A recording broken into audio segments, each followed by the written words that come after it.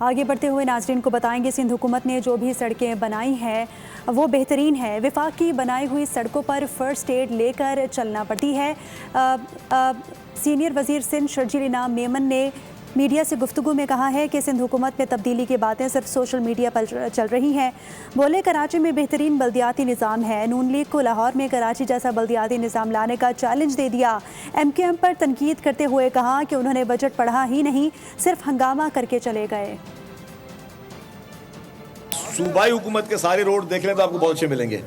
अगर आप वो रोड जो कि वफाकी हुकूमत के ज़रिए तामीर चल रहे हैं, आप हैदराबाद से सखर जाएं तो मेरे सब ख्याल से आपको एम्बुलेंस में जाना पड़ेगा, जो उस सड़क की का हशर है।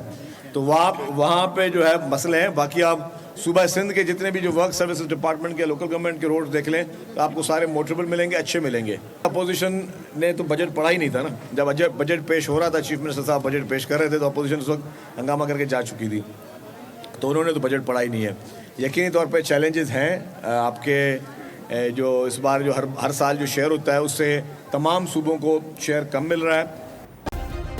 सब्सक्राइब करें और बेल दबाएं ताकि कोई खबर रह न जाए।